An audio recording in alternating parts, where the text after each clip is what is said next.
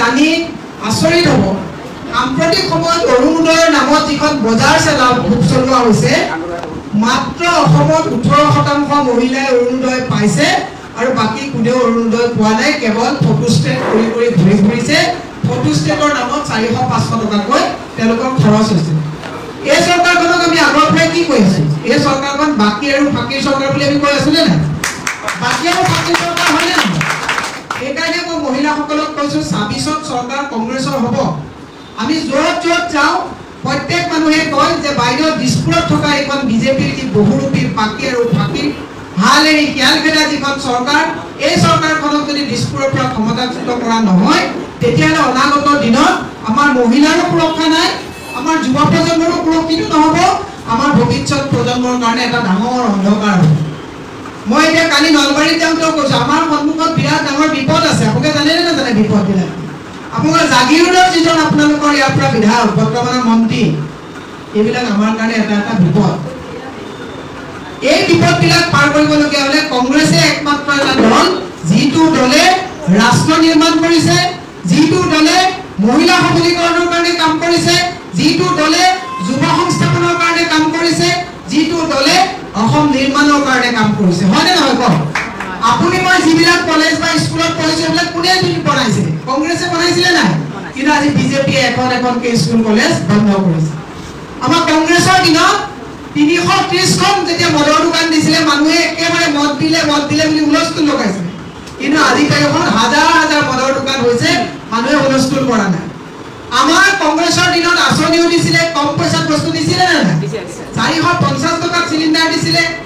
20 টকাত আটা দিছিলে আৰু কম দামত 60 টকাত দাইল দিছিলে 80 টকাত আমাৰ তেল দিছিলে না দিছিলে আমাক আঠুৱা কম্বল ফুটা চৰকাৰ বুলি মানুহে হাঁহিছিলে কিন্তু কংগ্ৰেছে আঠুৱা কম্বল ফুটাও দিছিলে আপোনাৰ খাদ্য সুৰক্ষা আঁচনি পুৰা কাৰ দিনত অনা হৈছিল কংগ্ৰেছৰ দিনত ৰেচন কাৰ্ডৰ কামটো কাৰ দিনত হৈছিলে কংগ্ৰেছৰ দিনত এতিয়া আপোনালোকে কেৱল কি পাইছে অৰুণোদয়ৰ নামত ভুৱা কিছুমান ফৰ্ম পাইছে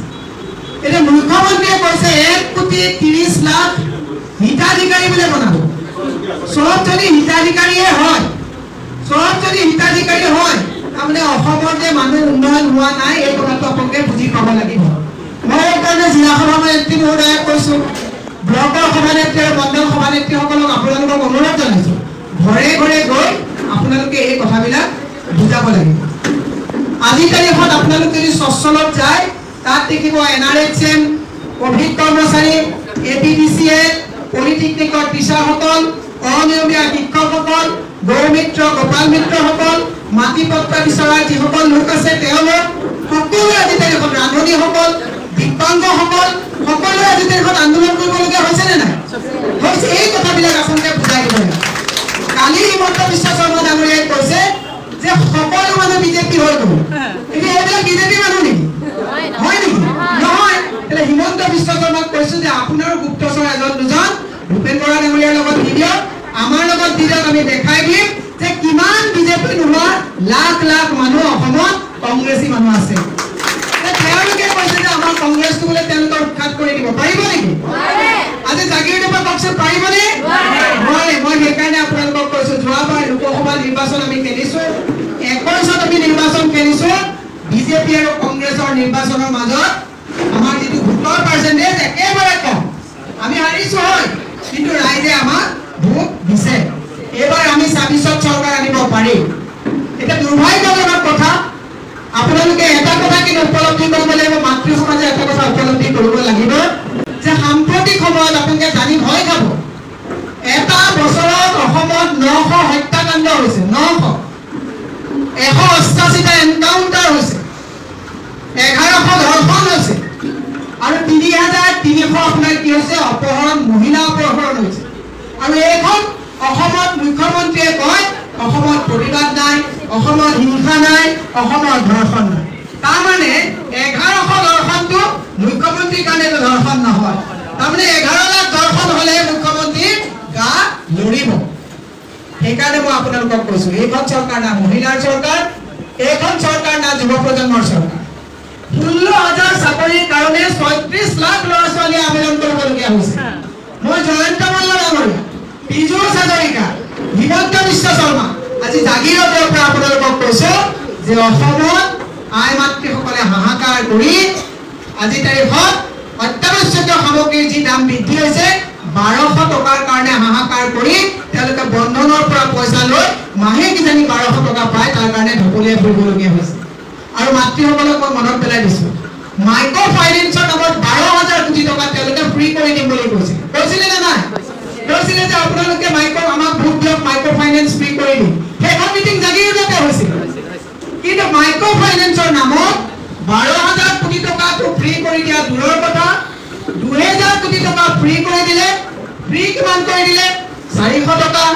600 টকা 1200 টকীয়া আপোনালোকক চেক দিলে আৰু আপোনালোকে এগ্ৰিমেন্টত কি সই কৰি আহিলে গম পাইনে নাপায় যে জ্ঞাতে অজ্ঞাতে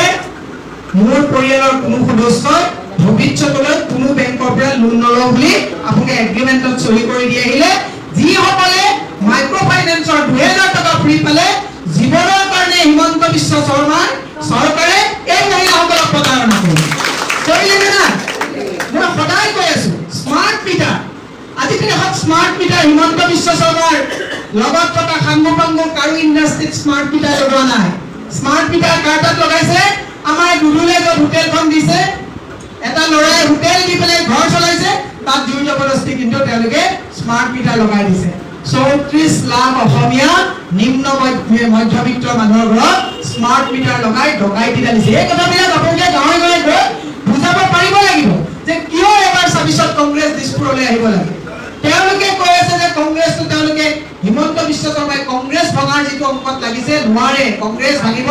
কংগ্ৰেছ জীৱনত কোনেও নিক্ষেপ কৰিব নোৱাৰে কংগ্ৰেছে আগতেও আপোনালোকে দেখিছে ইন্দিৰা গান্ধীক তেওঁলোকে জেললৈ নিক্ষেপ কৰিলে তাৰপিছত কি হ'ল আকৌ বহুমত লৈ আহিলে নে নাহিলে কংগ্ৰেছক উৎখাত কৰিব পৰা কোনো ৰাজনৈতিক দল অসমত জন্ম হোৱা নাই হিমন্ত বিশ্ব শৰ্মা নিজে উৎখাত হ'ব এতিয়া মই বেছি দীঘলীয়া নকৰি আৰু এটা কথা কওঁ সেমিকণ্ডাক্টৰ ইয়াত শুনিছে টাটাই যি কয় কাম কৰিব আমি ভাল পাইছো সেমিকণ্ডাক্টৰ হ'ব ইয়াত কিমান চাকৰি হ'ব আপোনালোকে জানেনে প্ৰায় 1 নিযুত চাকৰি ইয়াত নিযুক্তি দিয়া হ'ব কিন্তু 1 নিযুত চাকৰি দিবৰ কাৰণে অসমত তেনেকুৱা স্কিল ইনষ্টিটিউচন আছে নেকি আছেনে নাই হিমন্ত বিশ্ব শৰ্মাই হাল এৰি খেল খেলিছে এতিয়া এই সেমিকণ্ডাক্টৰৰ কাৰণে আপোনাৰ বেংগলোৰৰ পৰা ইউপিৰ পৰা দিল্লীৰ পৰা গোটেই স্কিল যিসকল টেকনিচিয়ান ইয়ালৈ গেট কিপাৰ চকীদাৰ ড্ৰাইভাৰ কোনে ল'ব অসমৰ ল'ৰা ছোৱালীয়ে ল'ব আৰু এই মাটিখিনি যিখিনি সেমিকণ্ডাক্টৰৰ নামত দিয়া হৈছে আৰু আশে পাশে থকা 1800 বিঘা আশে পাশে থকা মাটিখিনিৰ মালিক কোন হ'ব ইজৰ সীমান্ত জয়ন্ত মল্ল বৰা হ'ব ইয়াত বালিৰ সিন্ডিকেট চলি আছে আপোনালোকে ভালকে জানে কলমপাৰ আপোনাৰ ইয়াত বালিৰ সিন্ডিকেট চলি আছে ইয়াত শিলৰ সিন্ডিকেট চলি আছে আৰু এই গোটেই সিন্ডিকেটৰ মালিকবিলাক কোন আপোনালোকে জাগিৰোডৰ পৰা যোৱা এজন বিধায়ক ইজৰ চাদৰি ক'লে এওঁলোকৰ গাত লেঠা লাগে আৰে আমি ডেইলি তোমালোকক কিয় ক'বলগীয়া হৈছে তোমালোকৰ কি কোনোবা এটাই কৈছে যে পিজুছ দাক 25 লাখ টকা নিদিলে ট্ৰাকবিলাক যাবলৈ নিদিয়ে আমিতো কোৱা নাই তোমালোকে মানুহে কৈছে আমি সেই কথাটো তোমালোকক কৈছো যে তোমালোকে তেতিয়ালে গাড়ী দিবৰ কাৰণে সিন্ডিকেট দিবৰ কাৰণে 25 লাখ টকা লৈছা আৰু হিমন্ত বিশ্ব শৰ্মাৰ যদি দম আছে সেই মানুহজনক মাতি আনি এনকুৱাৰী কৰিব লাগে কিন্তু এটা কবিতা লিখিলে জেলত পঠায় টুইট কৰিলে জেললৈ গৰু ছাগলী লৈ যদি চুৰ লৈ যদি লৈ যায় কিন্তু তাৰ মাজতো মই কৈছো সামাজিক মাধ্যমত কথা লিখোতে আমি সকলো সংযোগ হোৱাটো দৰকাৰ সেইটো কিন্তু প্ৰয়োজনীয়তা আছে সেইটোক মই কেতিয়াও উৎসাহিত নকৰোঁ কিন্তু আজি তাৰিখত যুৱ প্ৰজন্ম উচ্ছৃংখল হোৱাৰ প্ৰধান কাৰণটো আপোনালোকে মাতৃ সমাজে বুজিব লাগিব যিদিনাখনে কলাক্ষেত্ৰত হিমন্ত বিশ্ব শৰ্মাই ফ্ৰী এটা এণ্ড্ৰইড মোবাইল দি যুৱকসকলক ক'লে যে কংগ্ৰেছক ৰাহুল গান্ধীক তোমালোকক মই ফ্ৰী ৰিচাৰ্জ কৰাই দিম গালি পৰা আৰম্ভ কৰে এই যে কংগ্ৰেছক গালি পাৰোঁতে হিন্দু মুছলমানৰ মাজত বিয় পাওঁতে আজি কি হ'ল আপোনাৰ মোৰ ল'ৰা ছোৱালীবিলাক অসংযত হৈ গ'ল আজি তাৰিখত ঘৰে ঘৰে আপুনি দেখিছে হোলীত কি অৱস্থা তেজপুৰত হৈছে হোলী খেলাৰ নামত তেজপুৰত কি অৱস্থা হৈছে গুৱাহাটীত হোলীৰ দিনাখন কি অৱস্থা হৈছে দুখ লাগে যে অসমীয়া সমাজৰ অসমীয়া আই মাতৃসকলৰ যুৱ প্ৰজন্ম এনেকে বিপথে গৈছে য'ত প্ৰধানমন্ত্ৰীয়ে কোন বিভাগ কি পাছ পইচা যাতে হে বুলি কয় য'ত হিমন্ত বিশ্ব শৰ্মাই ইমান বেয়াকে মানুহক সোনিয়া গান্ধীয়ে প্ৰতি স্বামীৰ মানে ডিএনএ টেষ্ট কৰিব লাগিব বুলি কয় এইখন অসমত যুৱ প্ৰজন্ম যে বিপথে পৰিচালিত হৈছে তাত আৰু বেলেগকে চিন্তা কৰাৰ সময় সমাগত মই সেইকাৰণে আপোনালোকক কৈছো পঞ্চায়ত নিৰ্বাচন আহিছে পঞ্চায়ত নিৰ্বাচনত হিমন্ত বিশ্ব শৰ্মাই ভালকে গম পাইছে যে চিম্বলত পেলিলে পঞ্চায়ত নিৰ্বাচন জয়ী হ'ব নোৱাৰে আমাৰ মাননীয় ভূপেন বৰা ডাঙৰীয়াই প্ৰত্যাহ্বান জনাই কৈছে যে পঞ্চায়ত নিৰ্বাচন সাহস আছে যদি চিম্বলত পেলা চিম্বলত নেপেলে কাৰণ বাকী আৰু ফাঁকি বহুত হ'ল সেইকাৰণে মই আপোনালোকক আহ্বান জনাইছো পঞ্চায়তৰ সময়ত ঘৰে ঘৰে আপোনালোকৰ নিৰ্বাচিত যিসকল নিৰ্দলীয় আমাৰ জয়ী হৈ আহিব কিনিবলৈ যাব 10,000 50,000 1 লাখ টকাত বিক্ৰী হ'ব ঠিকেই পাৰিব কিন্তু পঞ্চায়ত নিৰ্বাচনৰ পিছত আপোনালোকৰ স্মাৰ্ট মিটাৰৰ ৰেগুলেটৰ ডিসপ্লে বঢ়াই দিয়া হ'ব লাইটৰ বিল দিব নোৱাৰি কপকা অন্ধকাৰত ফেন নোহোৱাকৈ আপোনালোক থাকিব লাগিব গতিকে নিজৰ বিবেক বিক্ৰী নকৰিবৰ কাৰণে আহ্বান জনাইছো আজি ৰাভা আসামৰ আমাৰ 36টা সিটত আমাৰ নিৰ্বাচন হ'বলৈ গৈ আছে আমাৰ যিসকল কেণ্ডিডেট আছে সেইসকল যুঁজাৰু কেণ্ডিডেট সেইসকলে নিজৰ বিবেক বিক্ৰী নকৰা কেণ্ডিডেট আমাৰ লগত আছে কিন্তু হিমন্ত বিশ্ব শৰ্মাই আজি তাৰিখত এই ৰাভা আসামতো ভয় আৰু ভীতিগ্ৰস্ত কৰি কালি আমাৰ দুজন কেণ্ডিডেটে কৈছে যে বাইদেউ বিজেপিৰ মানুহ আহি পেলাই কৈছে হয় কহি দে নহলে জীয়াই থাকিব নোৱাৰিব কিন্তু আমাৰ মনত এনেকুৱা নিষ্ঠাবান সৈনিক আছে তেওঁলোকে কৈছে কহি দিয়াটো প্ৰশ্ন নাহে আমি অসম কংগ্ৰেছৰ ভূপেন বৰা ডাঙৰীয়াৰ নেতৃত্বত আমাৰ দল শক্তিশালী কৰি ৰাভা আসাম এইবাৰ আমি দখল কৰিম বুলি সংকল্প আনিব লাগিব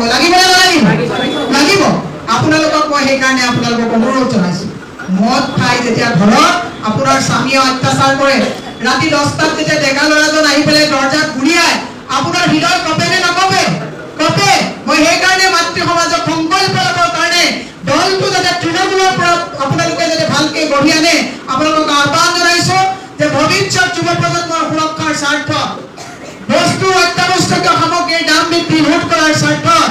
নাৰী সুৰক্ষাৰ স্বাৰ্থত আমাৰ বন্ধ হোৱা চৰকাৰী স্কুলবিলাক পুনৰ উদ্ধাৰ কৰাৰ স্বাৰ্থত স্বাস্থ্য কেন্দ্ৰ আপোনালোকে দেখিছে আমাৰ মাননীয় সভাপতি মহোদয়ৰ জিলাত যিখন মেডিকেল কলেজ আছে তাত যোৱাকালিৰ পৰা তাত মানে মানুহ ভয়ত আছে মাত্ৰ 2 দিনৰ অক্সিজেন আছে অক্সিজেন তাত নাই এভেইলেবল নাই কাৰণ অক্সিজেনকে ইমান বাকি কৰিছে আৰু অক্সিজেন বাকি নিদিও বুলি কৈছে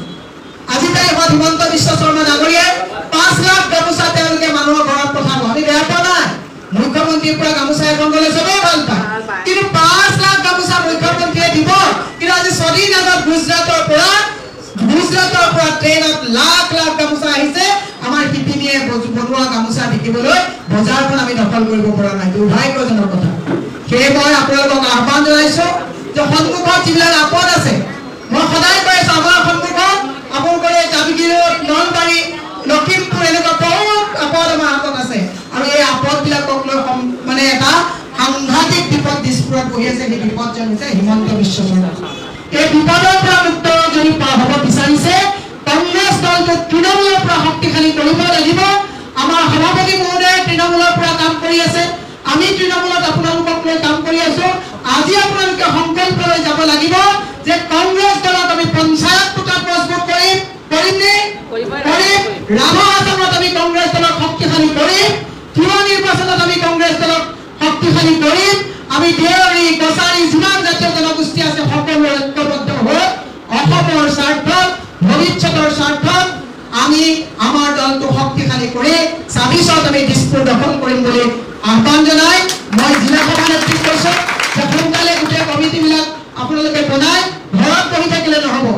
এই এটা বছৰ বিৰতিবিহীনভাৱে কংগ্ৰেছ দলটো শক্তিশালী কৰিবৰ কাৰণে আমি কাম কৰিব লাগিব এই কথাটো নক'ব যে মানুহ ওলাই নাহে মই এটা সাধাৰণ উদাহৰণ আপোনাক দিছো যে গুৱাহাটী নিউ গুৱাহাটী যিটো সমষ্টি এই সমষ্টিটো 84,000 মহিলা ভোটাৰৰ এগেইনষ্টত মাত্ৰ 13,000 অৰুণোদয় পাইছে টিহু সমষ্টিত 1,04,000 মহিলাৰ ভিতৰত 27,000 মহিলাই মাত্ৰ অৰুণোদয় পাইছে নলবাৰী সমষ্টিত 94,000 মহিলা ভোটাৰৰ মাজত মাত্ৰ 26,000 তেওঁকৈ অৰুণোদয় পাইছে তাৰ মানে অধিকাংশ মহিলাই অৰুণোদয় পোৱা নাই শেষত মই আপোনালোকক এটা কথা মনত পেলাই মোৰ বক্তব্য মই সামৰণি অমৃত কলহৰ নামত নাচা হৈছিলে